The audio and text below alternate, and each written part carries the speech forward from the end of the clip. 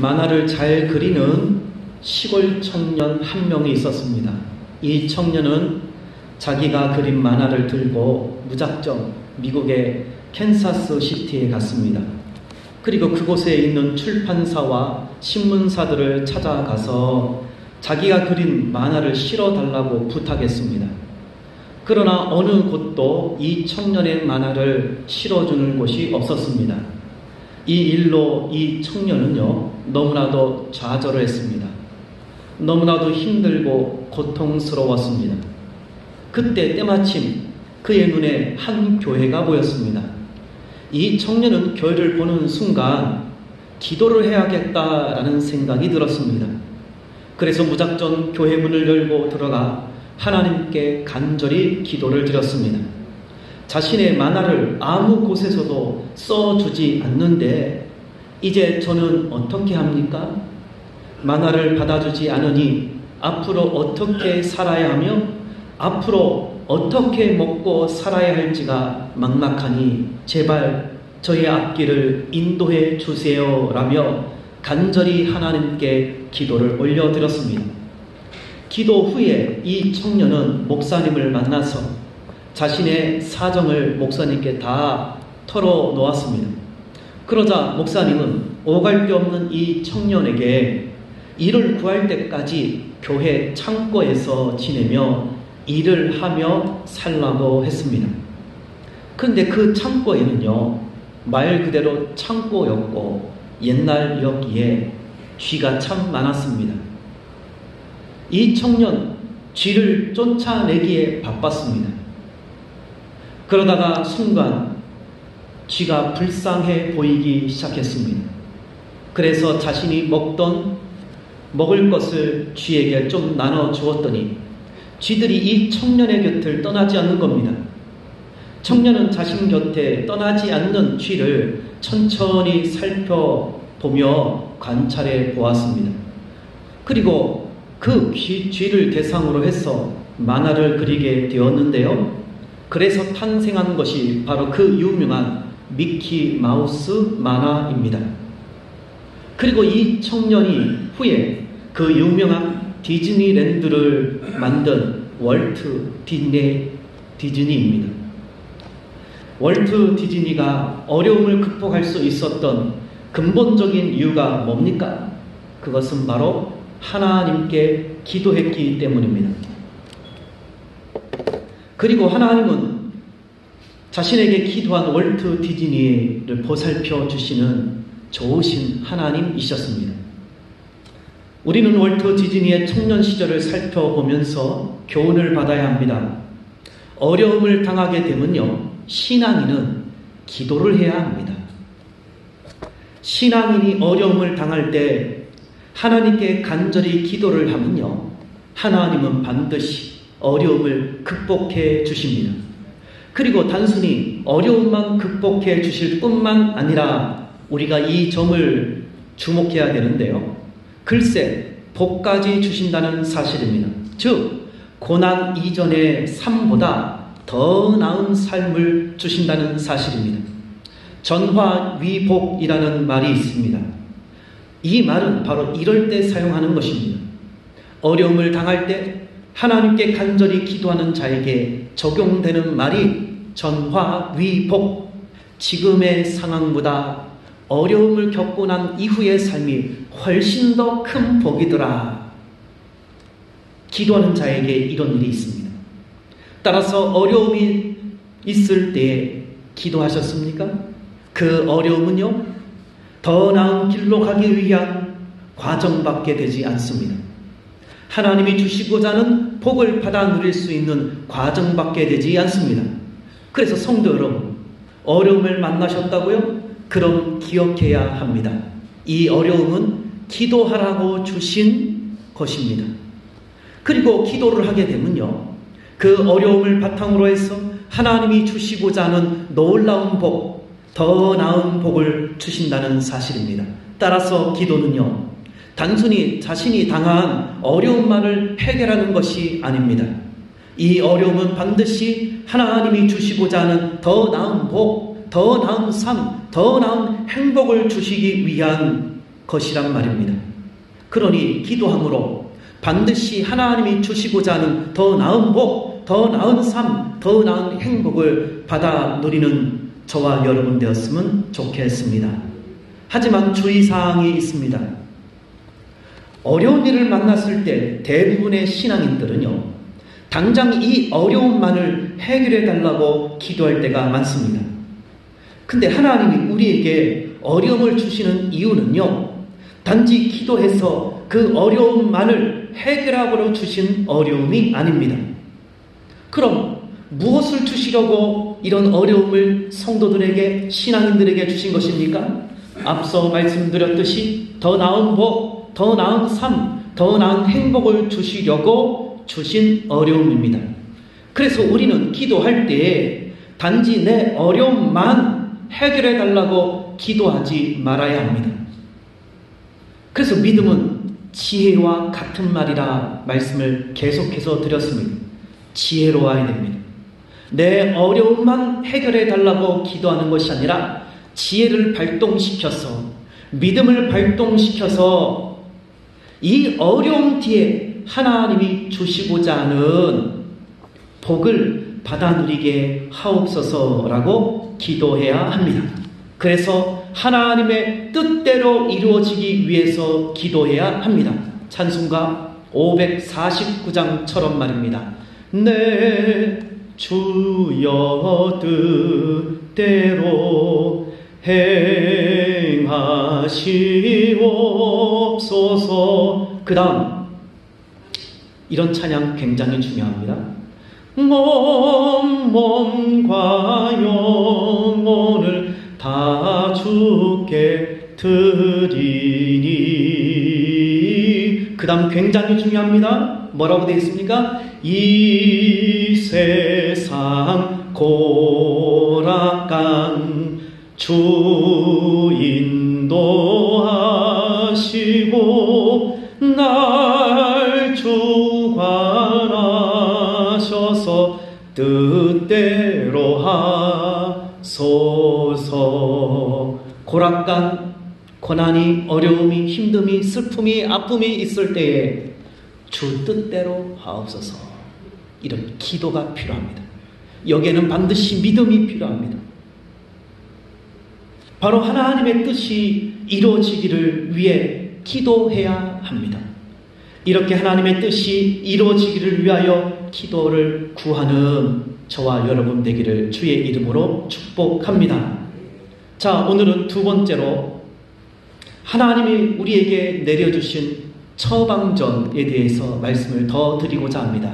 첫째는 고난을 받았느뇨 기도하라.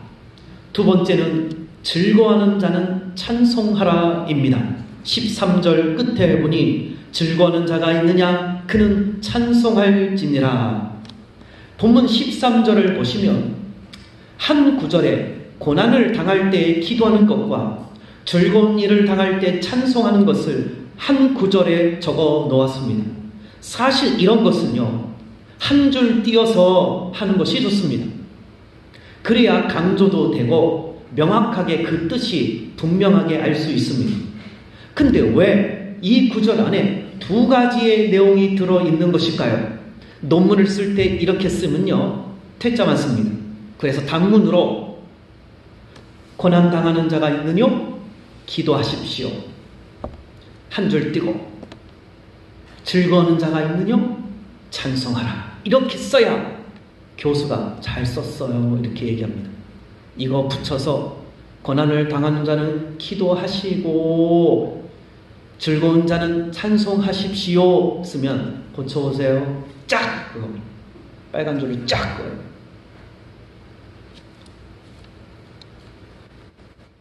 근데 왜 이 구절 안에 두 가지의 내용이 들어있는 것일까요? 일반적으로 고난을 당하게 되면요, 신앙인은 기도하기 쉽습니다. 기도하게 되어 있습니다. 하지만 즐거운 일을 당하게 되면요, 방종, 교만하기에 쉽습니다. 그래서 하나님께 감사하다라고 말하지 않습니다. 그래서 한 구절에 이렇게 두 가지의 상반된 내용을 들어가게 해서 지금 대조를 보여주고 있는 겁니다. 고난을 당하면 하나님을 찾아가 기도하기는 쉬운 일이다. 하지만 즐거운 일을 당하면 하나님을 찾아가 감사 기도하기는 쉽지 않다. 이것을 대조적으로 보여주고 있습니다. 이 말의 의미는 뭡니까? 즐거워할 때 꼭 하나님께 찬송하라 라는 뜻입니다. 신앙이라는요, 기본적으로 어려움을 당하면 기도하게 되어 있습니다. 물론 고난을 당하면서도 하나님을 찾지 않고 기도하지 않는 심장이 강한 신앙인들도 꽤 있습니다만은 일반적인 신앙인들은요, 고난을 당하면 기도하게 되어 있습니다. 고난을 당하였는데도 불구하고 기도하지 않는다고요? 그럼 그는 일반적인 신앙인조차도 되지 않는담을 기억하시기 바랍니다. 그런 분들은 본인의 신앙을 다시 한번 재점검할 필요가 있습니다. 그렇다고 해서 그가 천국에 못 가는 건 아닙니다. 하나님의 자녀가 아니란 말이 아닙니다. 더 잘해야 될 거 아닙니까? 부모의 자식으로 이 땅에 태어났으면 젖을 먹으면 갓난아기 해서 유아기 해서 유년기, 소년기, 청년기, 장년기, 그리고 또 다른 생명을 탄생시키는 부모기가 되어야 돼요. 그리고 남들에게 이름을 나눠주는 그런 자가 되어야 될 것 아닙니까? 신앙인은요, 고난을 당하면 하나님을 찾아 하나님께 간절히 기도하게 되어 있습니다. 그래서 신앙인은요, 기도가 끊이지 않는 것입니다. 인생의 크고 작은 고난을 당하기 때문에 늘 기도하는 것입니다. 더군다나 교회의 중직을 맡았다? 더 많은 기도를 해야 합니다. 교회를 위해서 기도해야 하고, 목회자를 위해서 기도해야 하고, 자신이 맡아 헌신 봉사해야 될 것들을 위해서 기도하고, 연약한 성도를 위해서 기도해야 하고, 이 외에도 자신의 기도 제목, 자신의 가정의 기도 제목, 끊이지 않고 기도해야 할 것들이 많습니다.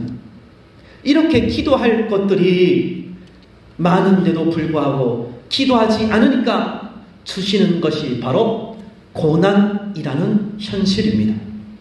고난을 줘서 신앙인의 기본적인 자세인 기도를 하게 만드는 것입니다.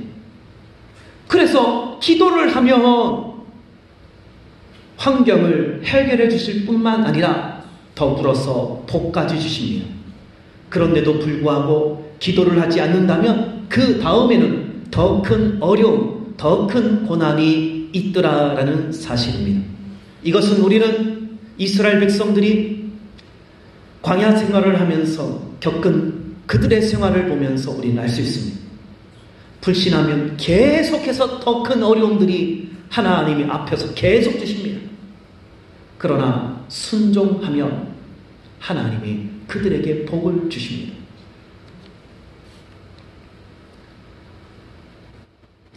그 다음 즐거운 일이 생기면요, 이상합니다.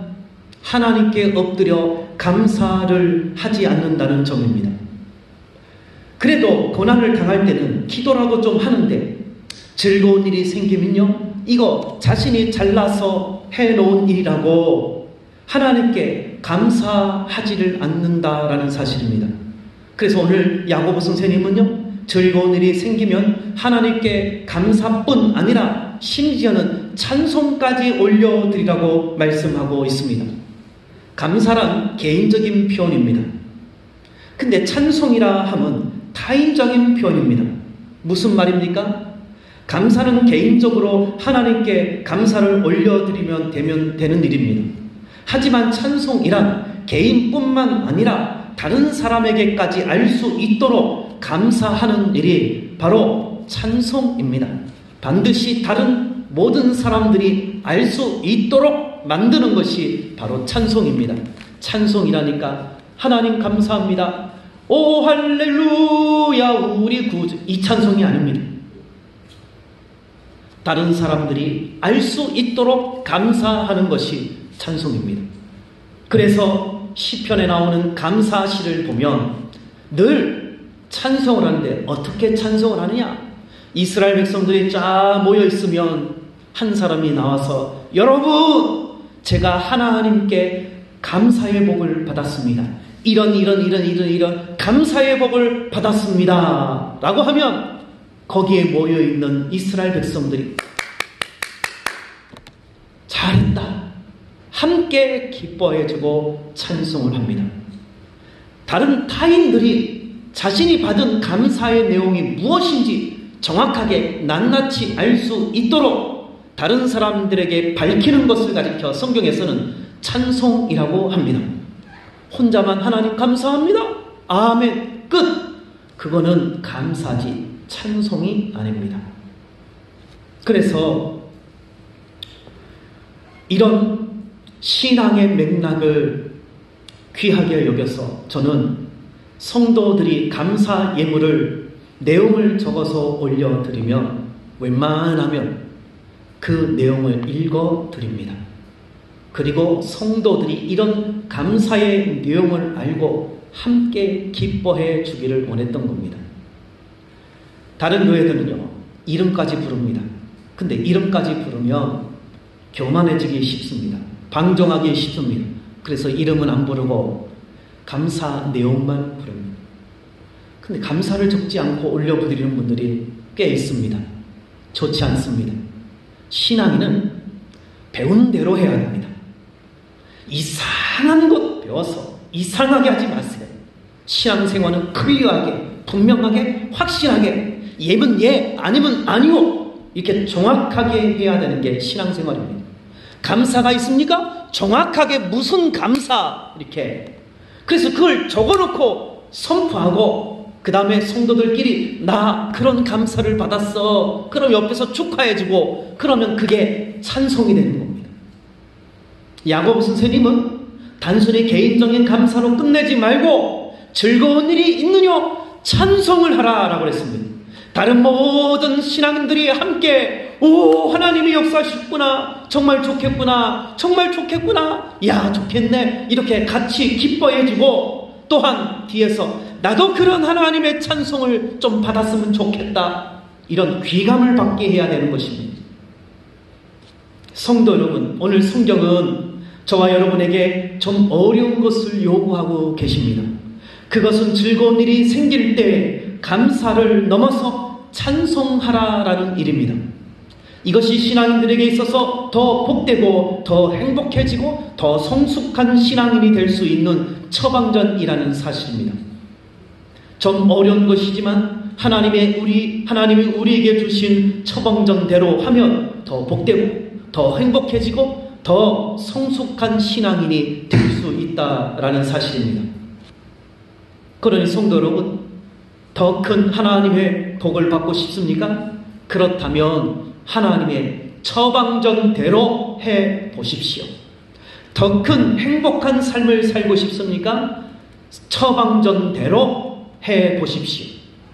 더 성숙한 신앙인이 되고 싶습니까? 말로만 목사님 저는 신앙을 갖고 싶어요. 더 큰 믿음을 갖고 싶어요. 말로만 하지 마시고 처방전대로 하세요. 그러면 하나님이 처방전대로 역사를 일으킵니다. 감기약을 먹으면 감기가 좋아지듯이 관절약을 먹으면 관절약이 좋아지듯이 목사님 잘 안 되는데요? 그럼 다른 의사 찾아가. 명의 좋은 약 짓는 명의를 찾아가요. 그렇게 하지도 않으면서 약 드세요. 하루에 3번 꼬박꼬박. 잘 물어보니까 한 번 먹었어요. 그것도 잘 물어보니까 꼭 식사를 많이 하시고 30분 후에 약을 먹어야 됩니다. 식사 요만큼 하고 30분 후에 드세요 그랬더니 속 쓰릴까봐 얼른 먹어버려요. 그러니까 효과가 안 나타나지. 처방전대로 안 했으면서. 그러니까 안 낫는 거예요. 신앙생활은 더 민감합니다. 더 정확합니다. 세상은 두리뭉실하게 어떻게 하다가 나올 수 있습니다. 근데 이 신앙의 세계는 두리뭉실하지 않습니다. 우리 하나님, 그래서 하나님의 이름에 공의로운 하나님입니다. 공의가 뭐냐고요? 법대로 합니다. 처방전대로 하시는 하나님입니다. 우리는 자꾸 이쪽 반대쪽인 사랑의 하나님, 긍휼의 하나님, 자비로우신 하나님, 노하기를 더디하시는 하나님, 이런 분 맞습니다. 근데 이럴 때는요, 공의로우신 하나님입니다. 처방전대로 하십니다. 그래서 처방전대로 내가 그 삶을 살 때에, 처방전대로 내가 말씀대로 살 때에 역사를 일으키십니다. 기적의 역사를 일으키십니다. 이런 기적의 역사가 우리 성현의 모든 가족들 위에 있기를 주의 이름으로 축복드립니다. 세 번째로 병든 자는 신방을 청해라 입니다. 오늘 14절의 말씀을 한번 읽어볼까요? 같이 읽습니다. 시작. 너희 중에 병든 자가 있느냐? 그는 교회의 장로들을 청할 것이요 그들은 주의 이름으로 기름을 바르며 그를 위하여 기도할지니라. 보통 병든 자들은요, 알아서 오기를 기다립니다. 그리고 사람들이 알아서 찾아오지 않으면 삐집니다. 시험에 듭니다. 이런 행동은 신앙인의 모습이 아닙니다. 처방전 아닙니다. 신앙인으로서 병든 자의 처방전이 뭡니까? 청해라입니다. 교회의 장로들에게, 즉 말 그대로 교회의 장로님들을 청해서 기도해 달라고 청해야 합니다. 또한 교회의 목회자를 청해서 기도해 달라고 청해야 합니다. 자, 지금 중요한 이야기를 드립니다. 병든 자가 있습니까? 교회의 장로들을 청하십시오. 교회의 목회자를 청하십시오. 믿음을 가지고 교회의 장로님이 와서 나를 위하여 간절히 기도를 하면 나의 병이 나을 것이다 라는 믿음을 가지고 청하란 말입니다. 믿음을 가지고 교회의 목회자가 와서 나를 위하여 기도를 해주면 나의 병이 나을 것이다 라는 믿음을 가지고 청하라 라는 말입니다. 이렇게 이야기를 했더니 이 조그마한 병에도 기도해달라는 분이 있습니다. 그때 시도 때도 없이 계속 전화해서 목사님 와주세요, 장로님 와주세요, 권사님 와주세요. 조그마한 감기 걸려도 기도해달라고 하는 분들이 있는데요, 내가 감당할 수 있는 것은 내가 감당하는 것이 좋습니다. 본인이 감당할 수 있는 것들은요, 본인의 신앙으로 감당을 해야 더 큰 믿음의 성장과 복이 있습니다. 오늘 본문에서 말하는 병은요, 힘든 병을 이야기합니다. 신앙의 타격을 받을 만한 병을 이야기합니다. 시험에 들 만한 병을 이야기합니다. 삐질 것 같으면 내 속에 섭섭증이 일어나서 뒤에서 어머 목사님은 신방도 안 해, 어머 장로님은 쳐다도 안 봐, 그럴 것 같으면 전화해서 목사님, 장로님 와서 기도 좀 해주세요 하는 게 좋습니다. 그게 신앙입니다. 왜 청해야 합니까? 청하는 사람은 믿음의 사람들인 교회의 장로님들과 교회의 권사님들과 하나 더 붙이면 교회의 시모 권사님들을 청해야 합니다. 그러면 그들의 기도를 받으면 나을 것이라는 믿음을 가지고 청해야 한다라는 사실입니다. 그래서 그 다음 15절의 말씀을 보니 믿음의 기도는 병든 자를 구원하리니 주께서 그를 일으키시라. 혹시 죄를 범하였을지라도 사하심을 받으리라. 여기 뭐라고 나와 있습니까? 믿음의 사람들이 기도를 하며 그 기도는 병든 자를 구원케 한다라는 사실입니다. 16절의 말씀 이어서 이렇게 말합니다. 그러므로 너희 죄를 서로 고백하며 병이 낫기를 위하여 서로 기도하라. 의인의 간구는 역사하는 힘이 큼이라. 혼자 백날 기도해보세요. 이런 병은 고쳐지지 않아요. 그럼 누가 와야 돼? 교회 장로들, 교회 목회자가 와서 기도해줘야 되는 거예요. 교회 권사님들이 와서 기도해주는 거예요. 그거 하라고 권사님, 장로님, 그리고 목회자를 세운 겁니다. 믿음이 좋아서 교회의 대표 장로님, 교인의 대표 장로님, 교회의 대표 목회자, 그리고 기도에 열심히 많이 하라고 교회 권사님으로 세웠단 말이에요. 그들이 믿음으로 가서 기도할 때에 병든 자가 나는 겁니다. 이런 거 안 하고 그러면요, 믿음 아닙니다.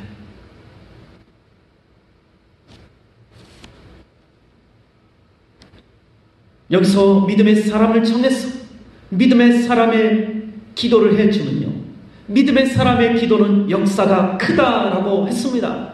분명 성경은요, 병든 자들을 위해서 뭐라고 처방전을 내렸습니까? 믿음의 사람인 교인의 대표를 청해라, 교회의 대표를 청해라, 그리고 기도에 그의 기도를 받아라. 그들의 기도는 역사하는 힘이 크다. 그러니 너희는 청해서 기도를 받으라. 그러면 낫는다. 할렐루야. 이게 믿음이 있어야 이렇게 합니다. 몰라서 못하는 경우도 있지만 오늘 이후로 우리 성영교회 이 시간에 참석한 성도들은 알게 되었습니다. 이제 알면 이렇게 해야 됩니다. 믿음을 가지고 청해야 합니다. 근데 간혹 소식을 듣습니다. 아프다고. 집사님 어디 아프시다면서요? 네, 제가 한번 찾아볼게요. 아유, 오지지 마세요.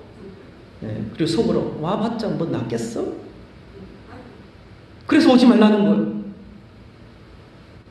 귀찮게 뭘 오냐는 거예요.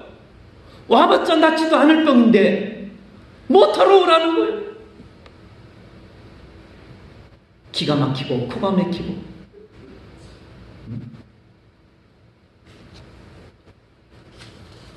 성도 여러분, 하나님이 우리 믿는 자들에게 내려주신 처방전입니다.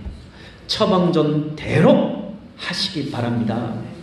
근데 희한합니다. 병든 자들이 부르지를 않습니다. 분명 아플 텐데, 힘들 텐데, 믿음의 사람의 기도를 받아야 될 텐데, 근데 부르지 않습니다. 그리고는 오지를 않으면 삐집니다. 삐지기만 합니까? 그것만 해도 다행이지요. 화를 냅니다. 안녕하세요, 집사님. 안녕하세요, 목사님.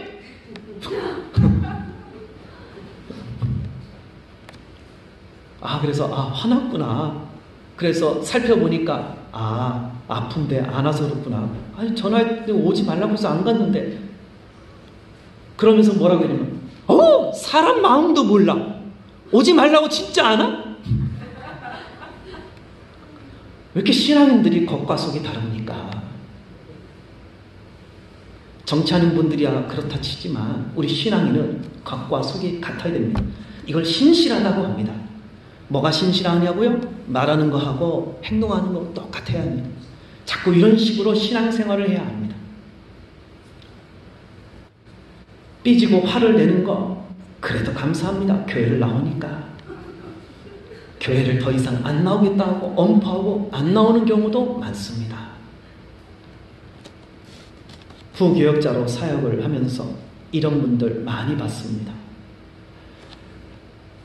아무리 달라고 그래서 또 교회 데려오잖아요. 또 사고치고 또 나갑니다. 1년에 꼭 한두 번씩, 2년에 꼭 한두 번씩, 3년에 꼭 한두 번씩, 잊을만 하다 그러면 5년에 꼭 한 번씩 터뜨립니다. 믿음이 있어야 합니다. 아니, 자신이 성경대로 하지 않고서는, 하나님이 주신 처방전대로 하지 않고서는 왜 삐집니까? 왜 화를 냅니까?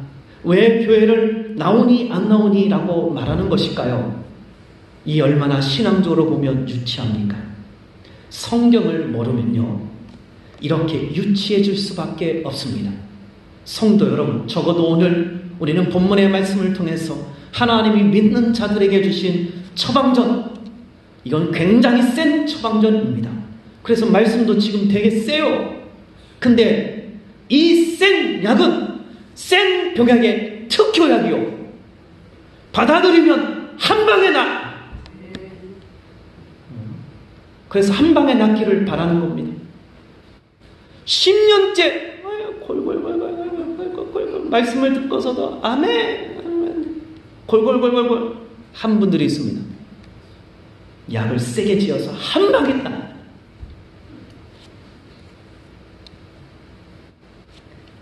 혹시 병든 신앙인이 있습니까? 그러면 신앙인답게 장로님을 청하세요.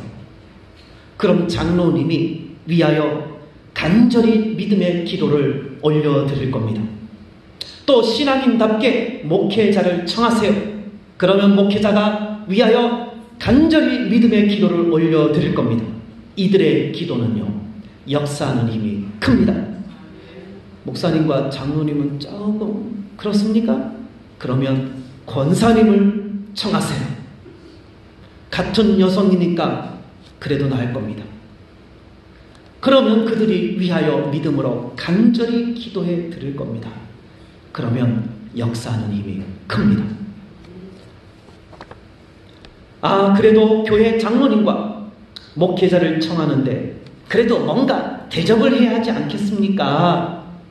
대접을 해야 하니까 이게 부담이 되어서 청하지 않는 것이라며 변명을 하는 분들이 있습니다. 그러면 삐지지 말든가, 화를 내지 말든가, 상처를 받았느니 안 받았느니 하지 말든가, 이런 것들은 변명이 되지 않습니다. 사람들끼리는 그런 거 변명이 되겠으나 신앙의 세계에는 변명이 되지 않습니다. 그래서 믿음이 필요합니다. 믿음을 가지고 장로님을, 목회자를 청하세요. 집안이 지저분하다고요? 괜찮아요. 대접할 것이 없다고요? 물 한 잔 주세요. 대접받으라고 우리가 그런 것 받으라고 가는 게 아닙니다. 기도하러 가는 겁니다. 지저분해도 괜찮아요. 물 한 잔만 줘도 괜찮아요. 물 한 잔도 없다고요? 괜찮아요. 기도만 하고 나올 테니까. 옛날 분들은, 지금은 보통 집안이 다 좋습니다. 옛날에는 요만한, 저도 어렸을 때 기억이 나는데 4명 식구 딱 놓으면 딱 놓을 수 있는 그런 곳에서 살았었는데요. 어머, 집안이 구석이 조금해서 괜찮아요? 서서 기도하고 올게. 서서 기도하고 올 수 있어요? 성도 여러분, 저와 여러분은 신앙인입니다. 신앙인으로서 하나님의 말씀대로 살려가는 자들이란 말입니다.